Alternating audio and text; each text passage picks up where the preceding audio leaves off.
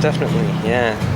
There's a bunch of Elvis Costello records that, like, when I was in high school, just made all the difference between feeling like a total freak and feeling like only a freak. Yeah. A freak among other freaks. Going out sleepwalking,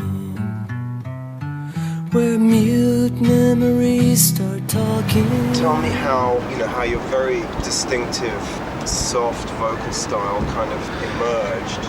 I didn't like how I sounded singing in my band, but it was hard to sing like how I wanted to because, like, playing live, I had to just be at the top of my lungs all the time, you know? Yeah. And it made me sound like I had a really bad cold or something, you know? It sounded really hoarse and kind of macho and weird and, you know? I mean, I'd been doing, like, 4-track songs by myself since I was, like, a teenager, you know? Where I'd sing in a way that I just didn't think other people would like it, so I didn't play it for them. But eventually I got over that, which I'm happy that I did, because it's kind of a drag to be playing a kind of music that you don't really like as much as another kind. Some people have given you some sort of folk music tag, and it just seems to me to be pretty off the mark. Yeah, that really bothered me right at first when I first started playing. People would be like, Paul Simon. Be like, I don't feel like I am anything like Paul Simon. And in some ways... Thank you. Thanks. Yeah, that's Do you want me to get Coach? They didn't have any. No, that's fine. Okay. That's great.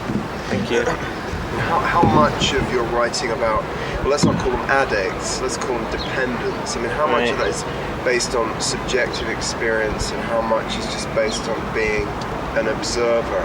I'm definitely in them, but on the other hand, it's not like a diary or anything. But yeah, it's good to call them dependents, because that was the point, as opposed to them being songs like strictly about drugs or something. There's lots of ways people can be dependent on another person or drugs, or I think everybody has those two irreconcilable impulses, constant, doing battle with themselves that way every day, all the time, and sometimes it sucks, but other times it results in people making sort of like a dream comprehensible to someone else. People seem so chaotic internally, but being filtered through some form, like making a record sort of filters it down into something that can be understood. It's hard to like represent chaos or like an absence of something. It's much easier to like represent the presence of something or like a situation. People can be chaos, but it's hard to like fit it into some creative piece that you made, It's hard.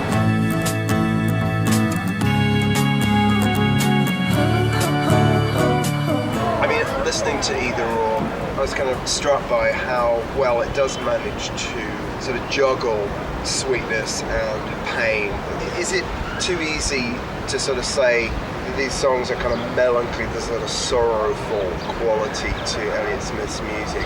Yeah, I mean, they don't make me sad or feel sorrowful to me. But, I mean, on the other hand, a lot of people are kind of depressed.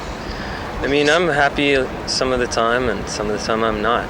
But like when I see a movie, for example, that I really like, that moves me or whatever, it's usually like happy and sad at the same time, But yeah, there's like just certain songs just feel a way that's hard to put into words, and it's not happy and it's also not really sad, but I couldn't say what it is,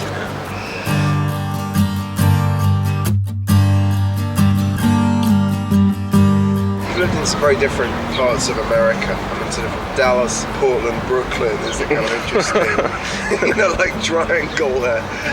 Yeah, Right. Actually I've been thinking about moving somewhere out of the U.S., maybe just get out of here.